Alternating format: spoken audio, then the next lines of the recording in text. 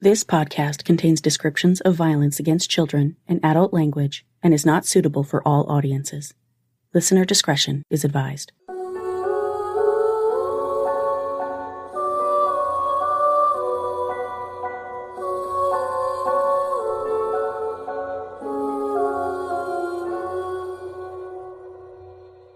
Hi, everyone, and welcome to Suffer the Little Children, the podcast giving voices back to the victims of child abuse murder and their families. I'm your host, Lane, and this is episode 177, Jonathan Carey, Part 1. Jonathan Carey was autistic and nonverbal.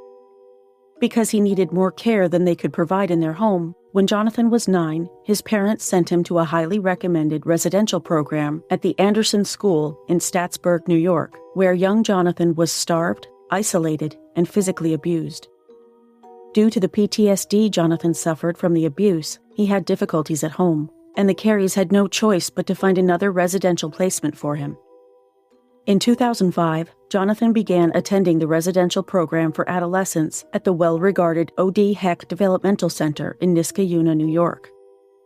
On February 15, 2007, 13-year-old Jonathan died at the hands of an OD HEC employee, and his father, Michael Carey, began his mission to uncover the rampant corruption in New York State's care system for the developmentally disabled.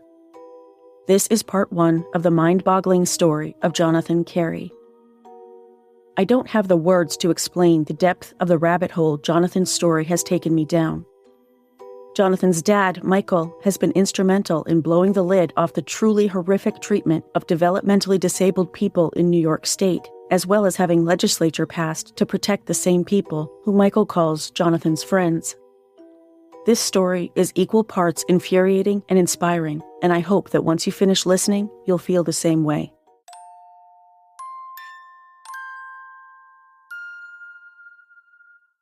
On February 2, 1972, WABC-TV Channel 7 New York aired a documentary that shocked and horrified the citizens of New York State and beyond. Using a key he was given by a whistleblower, investigative reporter Geraldo Rivera and a camera crew snuck inside Staten Island's Willowbrook State School, a state-funded facility for individuals with developmental disabilities that had been in operation since 1947. The school had a long history of various abuses. Medical researchers conducted horrifically unethical experiments on the children who lived at Willowbrook. They deliberately infected 60 healthy children with hepatitis, which they obtained from the stool samples of infected children, to find out how the virus spread. These experiments have been described as the most unethical medical experiments ever performed on children in the United States, and these children were all developmentally delayed. In 1965, Senator Robert F. Kennedy toured the facility and then spoke with the press, saying, "Well, I visited the state institutions for the mentally retarded, and I think particularly at Willowbrook that we have a situation that borders on a snake pit, and that the children live in filth, that many of our fellow citizens are suffering tremendously because of lack of attention, lack of imagination, lack of adequate manpower. There's very little future for the children or for those who are in these institutions. Both need a tremendous overhauling. I'm not saying that those who are the attendants there or the ones that run the institution are at fault. I think all of us are at fault. And I think it's just it's long overdue that something be done about it. The 1972 documentary, titled Willowbrook, The Last Great Disgrace, exposed the horrific living conditions, overcrowding, and abuse taking place at Willowbrook, which by then had a reputation as, essentially, a warehouse for children and adults with intellectual disabilities. It's been more than 6 years since Robert Kennedy walked out of one of the wards here at Willowbrook and told newsmen of the horror he'd seen inside. He pleaded then for an overhaul of a system that allowed retarded children to live in a snake pit. But that was way back in 1965, and somehow we'd all forgotten. I first heard of this big place with the pretty-sounding name because of a call I received from a member of the Willowbrook staff, a Dr. Michael Wilkins.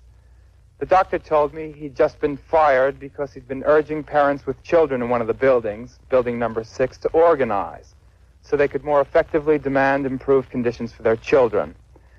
The doctor invited me to see the conditions he was talking about, so unannounced and unexpected by the school administration, we toured building number 6. The doctor had warned me that it would be bad. It was horrible. There was one attendant for perhaps 50 severely and profoundly retarded children, and the children, lying on the floor naked and smeared with their own feces, they were making a pitiful sound, the kind of mournful wail that it's impossible for me to forget. This is what it looked like, this is what it sounded like, but how can I tell you about the way it smelled? It smelled of filth, it smelled of disease, and it smelled of death. Rivera showed the world how these people were being forced to live, in filth, crammed in like sardines, without enough bathrooms, enduring physical and sexual abuse from Willowbrook's staff.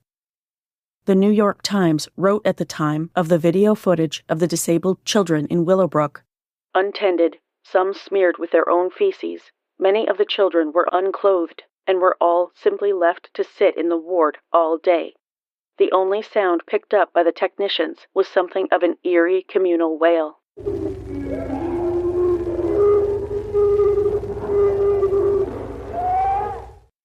In the documentary, Rivera spoke with Dr. Michael Wilkins, the whistleblower who gave him the key. We've just seen something that's probably the most horrible thing I've ever seen in my life. Is that typical of ward life? Yes, there are 5,300 patients at Willowbrook, which is the largest institution for the mentally retarded in the world. The ones that we saw were the most severely and profoundly retarded. There are thousands there like that, not going to school, sitting on the ward all day, not being talked to by anyone, only 1 or 2 or 3 people to take care of 70 people on the ward, sharing the same toilet, contracting the same diseases together.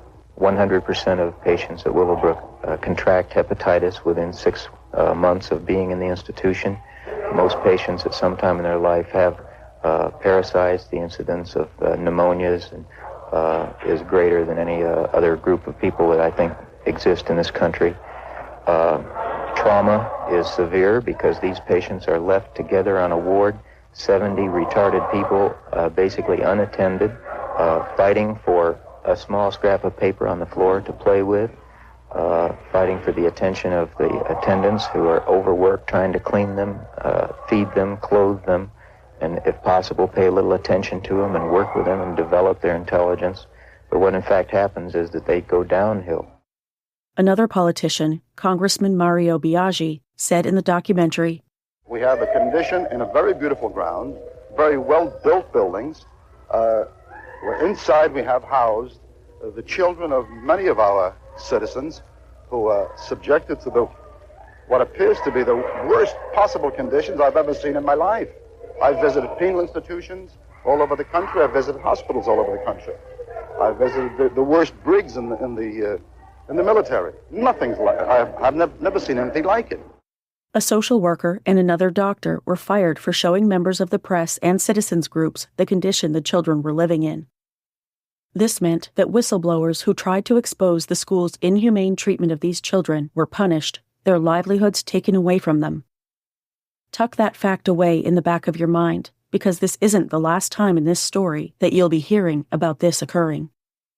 Willowbrook was renamed the Staten Island Developmental Center in 1974. The following year, New York State committed to improving placement for the so-called Willowbrook class. In 1987, the last of Willowbrook's residents left the property, and the school closed down for good. After Geraldo Rivera's exposé, the federal courts pushed Governor Hugh L. Carey, spelled the same but no relation to Jonathan, to overhaul the state's system of care. The governor brought lawyer Clarence Sundrum on board, who helped create the Commission on Quality of Care, or the CQC, a state agency designed to oversee the treatment of people with developmental disabilities. Sundrum brought a lot of attention to the plight of these people. He demanded media attention on broad issues like the need to report serious incidents to law enforcement and the use of physical restraint and isolation in state-run facilities. After Sundrum left in 1998, the attention he brought to these problems died off, and the CQC devolved into just another state agency that rarely investigated abuse or neglect allegations against group home employees. This would only get worse decades later under Governor Andrew Cuomo, which I'll talk about later in the episode. Regarding Willowbrook, A follow-up documentary in 1997 called Unforgotten, 25 Years After Willowbrook highlighted the improvements in the way New York State facilities treated those with developmental disabilities. However, a New York Times investigation in 2020 found that despite the state's promise 25 years earlier to improve community placement for the Willowbrook survivors, that vow has been broken. Many of the institution's 2,300 alumni who are alive today still suffer from mistreatment. The newspaper reported that in 2019, there were 97 reported allegations of physical abuse by group home workers against Willowbrook alumni.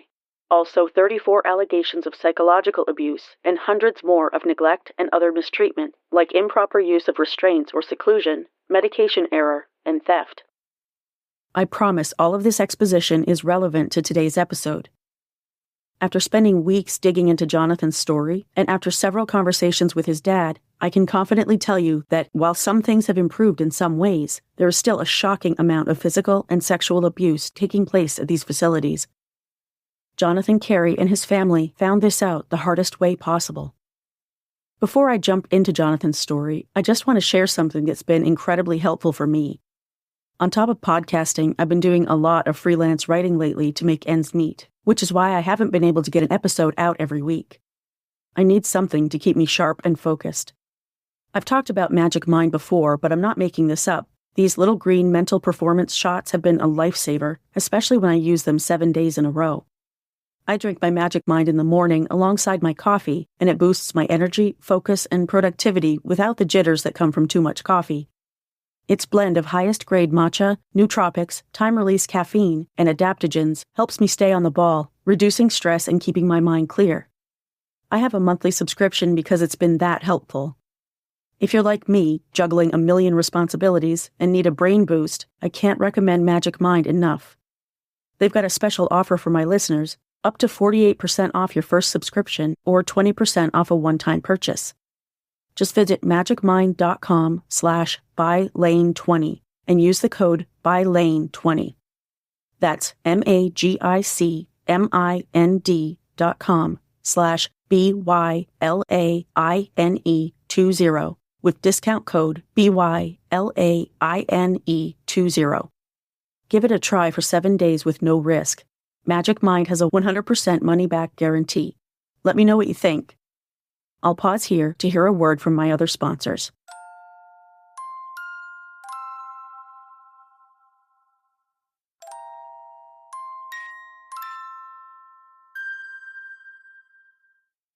Michael and Lisa Carey met during the summer of 1989 at an oldies dance and were married just over a year later. Michael owned and operated Solo Auto Sales in Bethlehem, New York, and the family lived in Glenmont. On September 12, 1993, the Careys welcomed their first child, Jonathan Michael. Although Jonathan quickly grew from an infant into an adorable toddler with brown hair and blue eyes, he wasn't developing as fast as other children his age. At 19 months old, he demonstrated symptoms such as poor balance, hyperactivity, lack of communication skills, and problems with cognition, motor skills, and expressive language. Jonathan was diagnosed with mental retardation. Lisa and Michael enrolled him in special education preschool and had regular appointments with multiple different therapists. Jonathan's younger brother, Joshua David Carey, was born in November 1997. Michael later wrote, "Joshua developed typically, and Jonathan's little brother soon passed him developmentally and really became like Jonathan's older brother." At age 6, Jonathan was diagnosed with autism. He attended the Wildwood School for Children with Developmental Disabilities until he was 9. Over time, Jonathan's diagnoses included pervasive developmental disorder, now known as autism spectrum disorder, as well as attention deficit hyperactivity disorder, or ADHD, and mental retardation, now known as intellectual disability. Despite his challenges, Jonathan was described as a sociable child who enjoyed the affection and company of others. He loved his parents, and his favorite word, indeed one of his only words, was Daddy. Jonathan spent his first 9 years living solely at home with his parents and brother. By January 2003, when he was 9, Jonathan still hadn't demonstrated the ability to perform basic, age-appropriate tasks, such as being fully toilet trained. Realizing that Jonathan needed more care than they could provide in their home, Michael and Lisa decided to send their older son to a highly recommended residential facility that they were told had an excellent toilet training program with a 100% success rate and highly structured teaching, among other things. This was the Anderson School in Staatsburg, New York, a private residential facility advertising high-quality programs for children and adults with autism and other developmental disabilities. Founded in 1924 to help troubled youth, the school is still open, although it was renamed the Anderson Center for Autism in 2006. The decision to send Jonathan to a residential facility was difficult, but the Careys thought the program would be better for him in the long run. Lisa and Michael visited every other weekend, and on the opposite weekends, the school transported Jonathan home on Friday afternoons and brought him back to the school on Sunday. Those visits were joyous for both the family and Jonathan. The hard part was the goodbye every weekend. Michael said, "Him watching us walk away was very difficult." The Careys considered this placement to be temporary and planned to bring Jonathan home after he learned the basic life skills he needed. For the first year and a half, they thought it was going well and that Jonathan was making progress. Lisa said, "He was doing pretty well, making a lot of gains, as far as we know." They were told Jonathan was now dressing himself and using the toilet about half the time.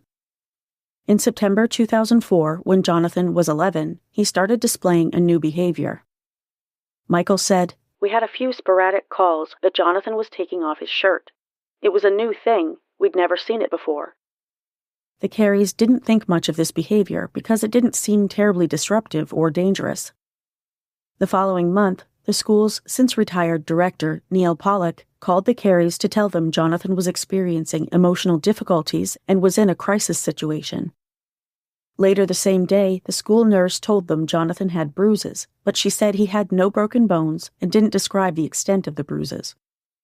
Michael drove to Staatsburg early the next morning, entering the school to find an aide standing outside Jonathan's room, guarding the door. Inside the room, Jonathan was lying naked in his bed on top of a urine-soaked sheet.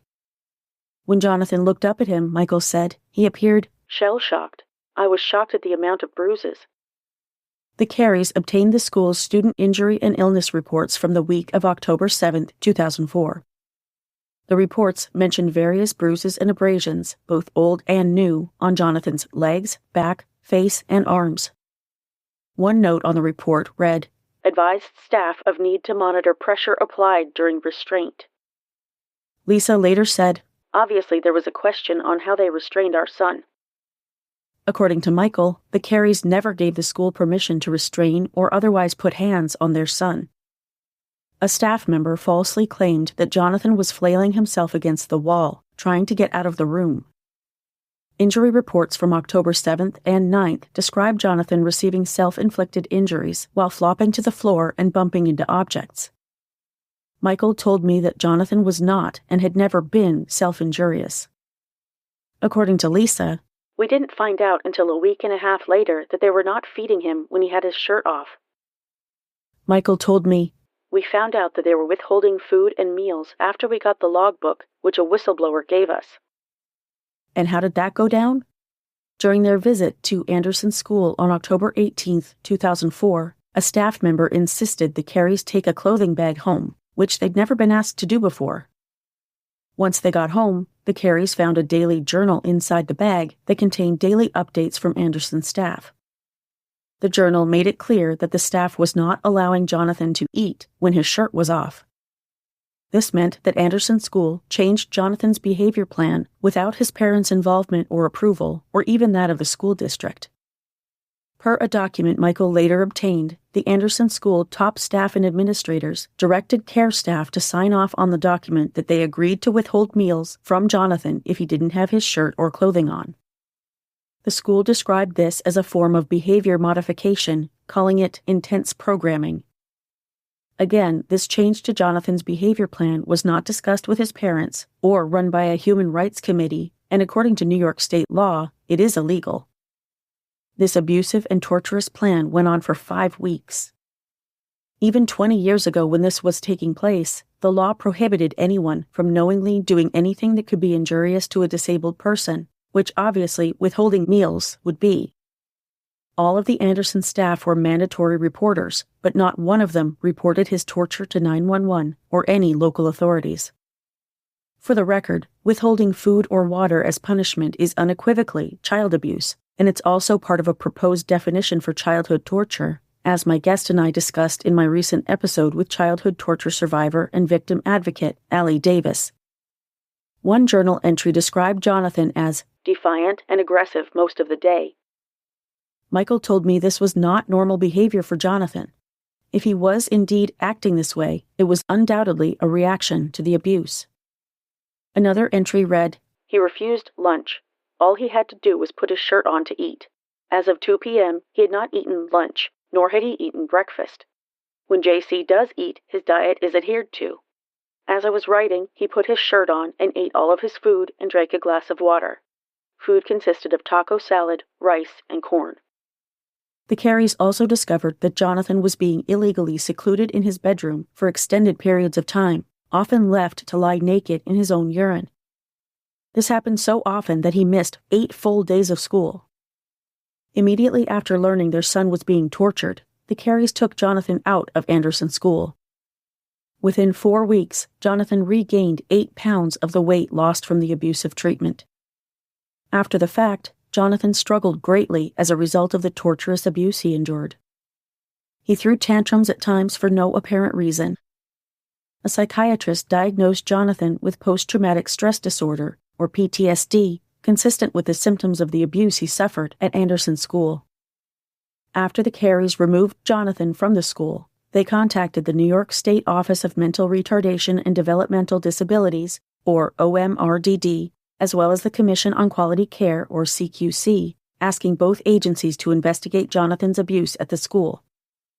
The OMRDD conducted a 4-week investigation, compiling hundreds of pages of documentation that substantiated Jonathan's abuse, neglect, and maltreatment. As for the CQC, they performed a cursory investigation and immediately declared the abuse unfounded. When Michael and Lisa requested the investigation documents, they were denied access to the records of their own son's abuse. They contacted numerous state officials, but they were stonewalled at every turn. The OMRDD's regional branch, the Taconic Developmental Disabilities Service Office, wrote the Careys a letter on December 20, 2004, saying, "The investigation substantiated many of your complaints. Specifically, there was clear evidence that you were not actively involved in the development of Jonathan's plan of care." The letter, which was a 1-page summary of the investigation's findings, signed by the regional office's director, John Miserak, also mentioned that staff training at Anderson was inadequate, which resulted in some programs and treatments that could not be carried out as prescribed. Jonathan's meals were not provided as prescribed and were modified for behavioral management purposes. This is clearly not allowed by regulation. The CQC's investigation also found no documentary evidence that the Careys had any input into the school's plan of care for Jonathan. However, in a letter dated April 28, 2005, the CQC wrote, "The Commission found no clear evidence that staff were withholding food from Jonathan as a punishment." The letter also stated that staff did withhold regular meals, but offered basic nutritional supplements like soy milk, soy yogurt, and juice as part of his behavioral plan. Not a single one of those things would qualify as a meal replacement. Director Pollock later told a reporter he couldn't discuss the school's past or present residents, who, by the way, the state refers to as consumers. But, he added, "We have hundreds of families that are thrilled with the quality of the services that the Anderson School provides. We enjoy a remarkably successful program." Pollock said abuse by his staff was unlikely and that the school did not use negative reinforcement. "With behavior modification, on very rare occasions, I've observed some agencies out of state that will use negative reinforcement. Anderson School does not, has not, and never will use such types of negative reinforcement." He said that normal interaction between the students and staff was intensive, daily, and highly interactive. Later, a whistleblower informed the Careys about an interoffice memorandum from Mark Keegan of the CQC to Jan Abelseth of the OMRDD. This official state document clearly spelled out the fact that in April 2004, even before Jonathan's torture, both state agencies were well aware of a child abuse problem at Anderson School. Anderson was, in fact, the most dangerous OMRDD not-for-profit school in the entire state of New York. The memo, which I'll link in the show notes, admits that Anderson accounts for a staggering 73% of all indications for OMRDD certified facilities. Jonathan was attending the school when that memorandum was sent, and despite his parents seeing evidence of his abuse with their own eyes and reading about it in their son's daily care journal, the CQC unfounded his abuse report. If you're starting to smell a cover-up, welcome to the club. In the spring of 2005, the Careys submitted a Freedom of Information Law, or FOIL, request to receive the 400-some-odd-page OMRDD investigative report, but they were denied due to mental hygiene and education laws. They appealed the decision, and in September of the same year, they received another denial letter from OMRDD's FOIL appeals officer, which read, "Both the HIPAA privacy rule and New York state law exempt certain quality assurance records, including incident reports and related investigative records, from access by an individual and his representatives." The letter added that Education Law 6527 allowed OMRDD to withhold quality assurance records required by mental hygiene law, including the ones the Careys requested. The Careys felt this was unjust because they believed the full report contained proof of abuse. Michael said, "We were told quite a bit more by the OMRDD investigator on what happened." He said they were told the records contained admissions and confessions from Anderson's staff members. They wanted these reports because, Michael said, when they find evidence of child abuse and neglect, they're required by law to go to the police, not seal up the records, slap them on the wrist, and say, "Don't do this again." Due to the fact that two state agencies, the CQC and the OMRDD, both knew of the troubling history of child abuse at the Anderson school, they did nothing and withheld these criminal activities from the local police and the Dutchess County District Attorney's Office. Michael requested that the New York State Police and the County District Attorney's Office investigate his son's abuse. When the Careys met personally with a state police investigator and the Dutchess County DA to present the evidence, criminal charges were filed immediately. Shortly after this, the same state police investigator contacted Michael and informed him that the investigator was called off the case by his superiors and would no longer be investigating Jonathan's abuse. Michael then received a call from the Dutchess County DA's office saying the state called them and assured them that they were working with Anderson School to bring proper corrective action. The DA's office asked Michael to drop the criminal charges. Michael was outraged and said, "Absolutely not. 135 children with autism are in grave danger there." Nevertheless, the state influenced the DA's office to drop the criminal charges anyway. Now for another quick word from my sponsors.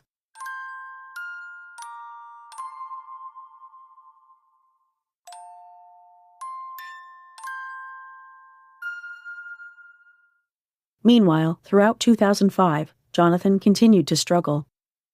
Because of Jonathan's disabilities, he never sensed danger and he needed someone to watch him all the time to keep him safe. At one point, Michael described Jonathan having a full emotional meltdown, during which Michael and Lisa had to take him to the hospital, where he was sedated and restrained to his hospital bed. Although Michael and Lisa had done their best to care for him at home, they realized they alone couldn't provide Jonathan with the daily care and treatment he needed.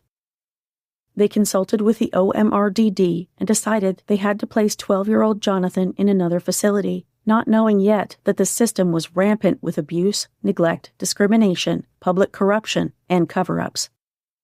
On October 7, 2005, Jonathan began attending the Transitional Center for Adolescents at the OD HEC Developmental Center in Niskayuna, New York. The center was operated by the Capital District Developmental Disabilities Service Office, or DDSO. While attending OD HEC, Jonathan was supposed to be under intense supervision.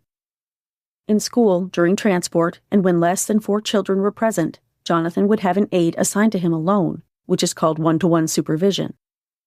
If that wasn't possible, staff would be in close proximity to Jonathan at all times.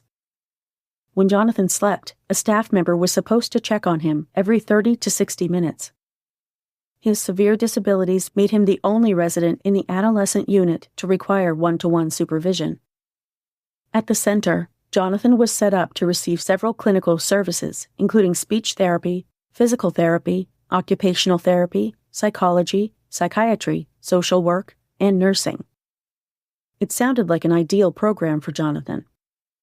This is where a man named Edwin Tirado came into Jonathan's life. The man, known by many as Ed, would unfortunately become central to Jonathan's story. On Saturday, October 29, 2005, Jonathan was under the care of Ed Tirado, a Schenectady resident who worked as a developmental aide, or DA, at the OD HEC Center. Somehow that day, Jonathan suffered a bruised cheek and a swollen nose, which appeared discolored, bluish and red. The same day, Michael and Lisa visited Jonathan and were startled by his appearance. Because they worried his nose might be broken, they took him to the hospital, where he was diagnosed with a nasal contusion, essentially bruising of the nose. The Careys asked staff at OD HEC what had happened, and despite the one-to-one supervision, no one could explain how Jonathan's nose was injured. Tirado claimed he had seen Jonathan's nose running earlier in the day, but he didn't see the swollen nose. The center did its own internal investigation, which concluded that Jonathan's bruised nose was caused by either a breathing mask used to give him dental anesthesia for a dental cleaning the day before, or a self-inflicted injury that no staff witnessed. In light of later events, it's highly doubtful that either of those things caused Jonathan's injuries. No staff member was disciplined. The next incident occurred on Saturday, December 5, 2005. Once again, on a day when Tirado was supervising Jonathan alone, Jonathan suffered a black eye and a bruised nose. This time, when the Careys arrived to find their nonverbal son in this state, they took photos of the bruises on Jonathan's face. When asked about Jonathan's bruises this time, Tirado, who was supposed to be supervising Jonathan exclusively that day, claimed he discovered these injuries while changing Jonathan's diaper. He and other OD HEC staff posited that Jonathan had caused his own bruises by poking himself. Again, Jonathan never self-harmed. In fact, staff member Valerie Sayers wrote in her report, "There is sufficient evidence to indicate that Jonathan is not causing injury to himself while asleep." Even so, after this incident, staff were assigned to monitor Jonathan to prevent him from poking himself and causing further injuries. The Careys took Jonathan to the emergency room again. Michael and Lisa told the doctors they suspected OD HEC staff of physical abuse, which the doctors turned around and reported to supervisors at OD HEC. There was no formal or thorough investigation into the complaint, and no incident reporting form was completed. Once again, no staff members were disciplined. Around this time, the end of 2005 or the beginning of 2006, because of failed inspections, the federal government banned OD HEC from accepting new residents on Medicaid. The Careys and none of the parents of the current residents were informed of these failed inspections. One inspection by the New York State Health Department found there were at least 18 serious injuries to residents in a 5-month period. OD HEC only held 57 people. 8 of the injuries were unexplained. Inspectors wrote, "There was no evidence that the facility examined the nature of all reportable injuries in an effort to prevent such injuries in the future." Unfortunately, they were correct in this assessment, and Jonathan paid the price yet again. On October 28, 2006, according to court documents, while in the care and custody of OD HEC, Jonathan was again physically abused and again suffered multiple injuries. The backs and insides of his ears were red, purple, and swollen with hematomas. His left shoulder was bruised. His mouth and lips were swollen and cut. His temples and cheek were bruised. His outer eyelids appeared slightly blue, and his chest was scratched. Supervising staff had differing stories about how Jonathan's injuries occurred this time. Staff, including Ed Tirado, first said the injuries were caused when Jonathan tried to get out of his safety harness during an evening trip to Crossgates Mall. Later, they explained the injuries by saying Jonathan fell out of a rocking chair and hit his head on a table. Once again, Jonathan was taken to the hospital. A doctor rejected the staff's stories about how the injuries occurred, especially regarding Jonathan's ear and shoulder injuries. Yet, despite being mandatory reporters, the doctors never contacted the police. Rebecca Brooks, a registered nurse who investigated the incident, wrote in her report, injuries not consistent with staff members' explanation of how they occurred, suggesting either staff failed to supervise child or caused the injuries directly. Brooks found that Jonathan's safety harness was not fastened correctly. The staff member assigned to Jonathan during the mall trip was not trained on how and when to use Jonathan's vehicle harness. General practitioner Dr. Harry Lindman reviewed Jonathan's emergency room records as well as examining Jonathan himself and concluded, "It is my medical opinion that it is possible, with enough blunt force trauma, to sustain bruising on both sides of the ear. However, it is not medically possible to bruise both ears and scrape your clavicle from a fall onto a table." Regarding this incident, the New York State Child Abuse and Maltreatment Register received a report of suspected child abuse or maltreatment, naming Jonathan as the child. The Developmental Disabilities Service Office conducted an internal investigation that found OD HEC staff breached their duty to care for Jonathan, failed to sit next to him during transport, failed to supervise him, drove him with a suspended license despite being told by a supervisor not to drive until their driver's license was reinstated, and failed to fully and comprehensively document Jonathan's injuries. The DDSO investigation substantiated the allegation of neglect, and yet, once again, no one notified the police. Again, no staff members were disciplined, let alone arrested or prosecuted. In 2006, Michael and Lisa Carey filed a $5.75 million civil suit against Jonathan's former school, Anderson School, for causing Jonathan lasting mental and physical damage, saying that he wasn't even remotely the same boy he was before he went to Anderson. They hoped that the lawsuit would set an example leading to real reform at schools that care for the mentally and physically disabled. This would also be the first year they began seeking state legislation to protect Jonathan and others like him. That year, Lisa had a vivid dream in which she was sitting at a table flipping through a large book of laws. When she got to the last page, it said Jonathan's Law across the top in a fancy script. There was writing under the title that she couldn't quite make out, and at the bottom, the signature and date lines were blank. When she woke up, Lisa told Michael about the dream. "But I don't know when this Jonathan's Law would happen, because the spaces marked signed and dated were both blank. Later that day, I was thinking about the dream and praying, and I asked the Lord, when? Immediately, the year 2007 popped clearly into my mind."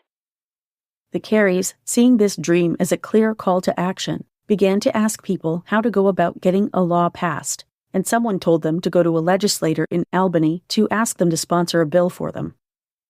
As luck would have it, they happened upon Assemblyman Harvey Weisenberg, an advocate for the mentally disabled who has a special needs son of his own. Weisenberg worked with the Careys to pass Jonathan's Law, which would allow parents full access to incident reports of abuse and neglect involving their children, as well as all investigative reports and findings. The law would also require regulatory agencies to report such incidents within 24 hours to parents and legal guardians.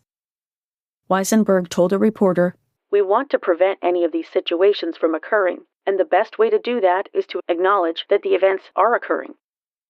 He felt the bill would easily receive legislative support, but trying to keep things realistic, Mr. Weisenberg told the Careys it usually takes about 5 to 10 years to pass a law. As it turned out, Lisa would be right about the date she received while praying. On January 31st and February 7th, 2007, Spotlight newspapers ran a 2-part series about Michael and Lisa Carey's efforts to get Jonathan's Law passed. Lisa told a reporter about the proposed law. "Our hope as parents is that there's genuine reform that comes out of this." 8 days after the second Spotlight News article was published, Jonathan would be gone. I'll pause now for one final sponsor break.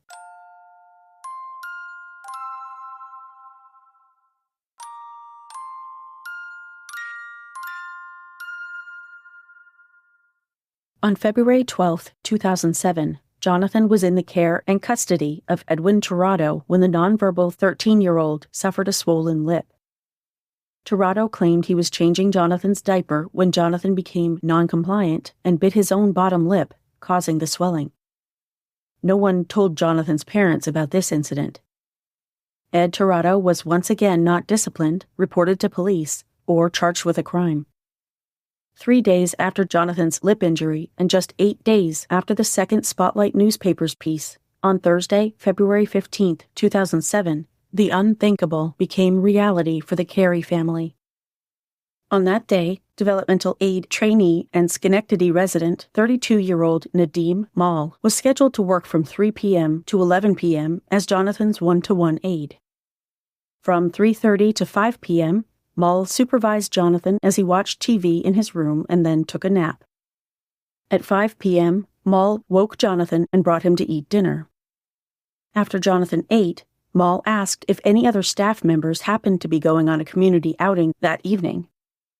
Developmental aide Edwin Torrado, at the time 35 years old, agreed to go on an outing with Mal, along with the children in their one-to-one care, 13-year-old Jonathan and his friend, a 15-year-old boy we'll call EC. These community outings were designed to let the children interact with other people in the community, but Mal had an ulterior personal motive for this outing. He wanted to visit his bank, which was at an entirely different location than their planned outing, to dispute some bounced check charges. Torrado filled out a community outing form saying he and Mal were taking the two boys to the Crossgates Mall from 6 to 8:30 p.m. The form required the staff member to notate in advance where each person would sit in the van. Torrado said he would drive, his charge, EC, would sit in the front passenger seat, and Mal and Jonathan would sit in the first bench seat. That isn't what happened. When they were about to leave, Torrado said he was too tired to drive and asked Mal to drive. Mal agreed. There's a good reason Torrado was tired, by the way. At that time, during the previous consecutive 14 days, he had worked about 197.5 hours, which included over 100 hours of overtime. That's the equivalent of working almost 5 normal 40-hour weeks, but crammed into 2. When they got into the van, Torrado put EC in the first bench seat and Jonathan in the second bench seat, all the way in the back. Torrado buckled Jonathan in without the required buckle guard or safety harness, which would prevent Jonathan from unbuckling his seatbelt. They didn't even bring the devices with them. Torrado sat in the front passenger seat. The group left the OD HEC facility around 6:30 p.m. and did not go to the Crossgates Mall. They went instead to a supermarket that contained a branch of Citizens Bank. Mal exited the van and went inside the bank at 6:38 p.m. to argue with a bank manager about his bounced check fees. After 20 minutes of back and forth, the manager ultimately waived the fees. Mal used the ATM and exited the bank at 7:02 p.m. Meanwhile, Torrado was waiting in the van with the two boys. Jonathan opened his seatbelt, which he wouldn't have been able to do with a buckle guard or safety harness in place. Torrado screamed at Jonathan, then climbed into the second row and put Jonathan in an illegal restraint hold that restricted Jonathan's breathing. Torrado saw that Jonathan was in distress, his eyes fluttering as he was about to pass out. He released Jonathan, pushing him face down onto the seat, after which he sat on Jonathan's chest and head, covered Jonathan's mouth with his hand, and held him tightly. The older boy, EC, begged Torrado to get off Jonathan, saying, "He has to breathe." But Torrado continued to sit on Jonathan, restricting his ability to breathe. When Mal returned from the bank, Torrado was still sitting on Jonathan in the back seat of the van while Jonathan fought for air. Mal asked if Torrado needed help restraining Jonathan, but Torrado declined. Mal asked Torrado if he still wanted to go to the Crossgates Mall, but Torrado said they should just return to OD HEC. As Mal drove toward the facility, Torrado continued to suffocate Jonathan with his body weight. Jonathan was crying as he struggled with Torrado, his feet flailing, trying to save his own life. EC continued to tell Torrado to get off Jonathan, saying, "Get off of him," and "Let him breathe." But Torrado responded by continuing to crush Jonathan, saying, "I am Super DA. I can be a good king or a bad king." According to other witnesses, that was a line he frequently used to threaten the developmentally disabled children in his care. Ed Torrado continued suffocating Jonathan for several minutes. At about 5 feet tall and weighing only 103 pounds, Jonathan, who had always been a slim child, just wasn't strong enough to overpower the full-grown man who had abused him multiple times in the past. Eventually, Jonathan stopped struggling and never made another sound. As Nadim Mall drove the van, he looked in the rearview mirror and saw his colleague crushing the boy who was supposed to be in Mall's one-to-one care that day. Mall didn't say or do anything to stop Jonathan's slow, undoubtedly terrifying death. After Jonathan finally ceased struggling, Tirado announced that he was thirsty. Between 7:20 and 7:30 p.m., Mall entered a Hess gas station and convenience store, where he bought 3 drinks. Mall climbed back into the driver's seat beside EC, and Tirado had moved into the first row bench right behind the driver, leaving Jonathan's lifeless body in the second row. After Mall handed Tirado his requested Snapple iced tea, Tirado announced that Jonathan was no longer breathing. The 2 men began to panic. While parked at the Hess station, they remained in the van for several minutes. One would hope Tirado and Mall were calling 911, giving Jonathan CPR, or at least calling their supervisors, right? Unfortunately, they didn't do any of those things. They were too busy trying to get their story straight and worrying about returning to the facility before 8:30 p.m., their scheduled return time. To kill some time, they drove to the Mohawk Commons shopping plaza, where Tirado took EC into the EB game store for about 10 minutes. Tirado bought a video game case. Meanwhile, Mall stayed in the van with Jonathan, his one-to-one charge, but never once checked on him, performed life-saving measures, called 911, or contacted any staff at OD HEC or any authorities for emergency assistance. When Tirado and EC returned to the van, Tirado told Mall to drive to Tirado's house so he could grab some cash. When they arrived, Tirado checked Jonathan's pulse, finding no sign of life. Tirado went inside his house for about 10 minutes, during which time Mall got out of the van, smoked a cigarette, and talked to one of Tirado's neighbors. They returned to OD HEC around 8:30 p.m., right on schedule. Mall got out of the van and finally checked on Jonathan, whose face had turned blue. Tirado said he thought he killed Jonathan.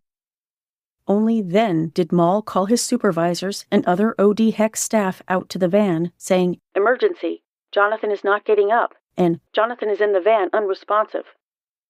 He didn't mention that Jonathan wasn't breathing, didn't have a pulse, and had been in this condition for an hour or longer. He and Tirado told other staff members that Jonathan had a seizure in the van. Michael Carey will be the first to tell you that Jonathan did not suffer from seizures. Staff leapt into action, performing CPR on Jonathan to no avail. For some reason, it took 26 minutes from the time the van returned to the facility for anyone to call 911 and request paramedics at 8:56 p.m. Actually, there were 2 calls placed to 911. One caller reported that Jonathan was unresponsive in the van, which was true. The second said that Jonathan walked into the facility after the outing of his own accord, then fell down and had a seizure, which was a blatant lie and an obvious attempt by OD HEC staff to cover up Jonathan's death. When emergency responders arrived, they also tried performing CPR on Jonathan.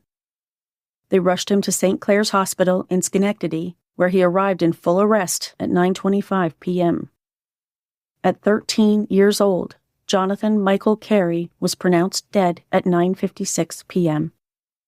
Edwin Tirado and Nadim Mall told authorities they only discovered Jonathan not breathing when they arrived at OD HEC after their outing. Shout out to EC, however, the other boy who was in the van when Jonathan was killed. He was also Jonathan's best friend at the facility. When EC went inside, he immediately told staff that Jonathan's death was Ed Tirado's fault because he sat on Jonathan and wouldn't let him breathe. OD HEC staff told EC to go to his bedroom and go to sleep, threatening him not to talk to the police when they came. EC was incredibly brave. He overcame his fear and told the police what really happened in the van that day. Police followed up, obtaining surveillance tapes from various locations and copies of receipts and verifying EC's story. The following morning, on February 16, 2007, Edwin D. Tirado and Nadim Mall were charged in Jonathan's criminally negligent homicide. At the time, Ed Tirado had worked at OD HEC for several years. From 1991 to 2002, he worked as the center's janitor. In 2002, he transitioned into a developmental aid trainee, and from 2003 until Jonathan's death, Tirado held the position of developmental aide. Tirado, who dropped out of high school in the 9th grade, had a previous criminal conviction for selling marijuana. Nadim Mall had only worked for the center for under 4 months as a developmental aid trainee. He had been fired for cause by 4 private service providers for the developmentally disabled before he was inexplicably and negligently hired at OD HEC. At the time Jonathan died, Mall was a trainee with no experience or on-the-job training. Just FYI, as of June 2024, caregivers of New York State's most vulnerable population require no degree and no official training. They're not even required to be licensed, which even hairstylists, makeup artists, and nail salon operators are. One last heartbreaking detail.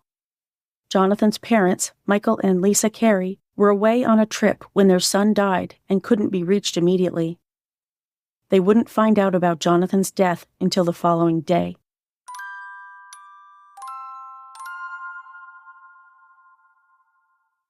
There's a lot more to Jonathan's story. The more I dug, the more I found, and there was no way to tell his story in a single episode. In the next episode, I'll tell you the rest of Jonathan's story, including how Ed Tirado and Nadim Mall's criminal cases turned out, the Careys' years-long fight to change laws to protect the developmentally disabled, the New York Times multi-article expose series on New York State's care system for developmentally disabled people, and of course, who Jonathan was as a person.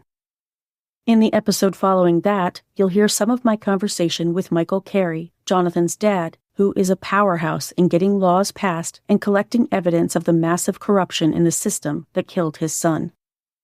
My sources for this episode were the New York Times, Spotlight News, the Times-Union, the Troy Record, the Michael Carey for Senate website, the Poughkeepsie Journal, court documents, Find a Grave, JonathanCareyFoundation.org, JonathansLaw.com, the Legislative Gazette, the Adirondack Daily Enterprise, the Office of the New York State Comptroller, WXXI News NPR, NBC4 New York, the Daily Gazette, the Inclusion Daily Express, Wikipedia, WABC TV Channel 7 New York, NBC News, Politico, and the Associated Press.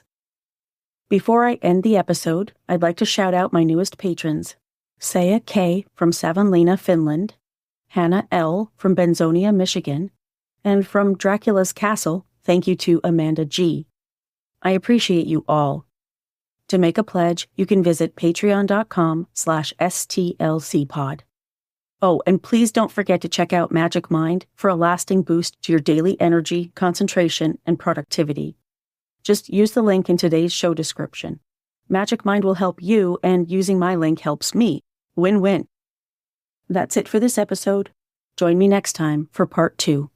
If you like the show, please follow or subscribe to Suffer the Little Children on Apple Podcasts, Google Podcasts, YouTube, Spotify, Spreaker, Pandora, iHeartRadio, Stitcher, or your favorite podcast listening app.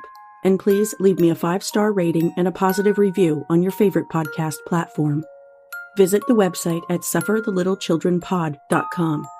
You can support the show by visiting patreon.com/stlcpod, where you can become a patron for rewards ranging from a shout-out by name on the show to bonus content and exclusive gifts. You can also support the show at ko-fi.com/stlcpod. Follow the podcast on Facebook and Instagram at Suffer the Little Children Pod and on TikTok at STLCpod. View photos related to today's episode on Facebook. This podcast is researched, written, hosted, edited, and produced by Lane. Intro theme music is by Dream Note Music, and all music for the show is licensed from audiojungle.net. For more information about preventing or reporting child abuse, visit childhelp.org or call your area's child abuse hotline. And remember, if you see something, say something.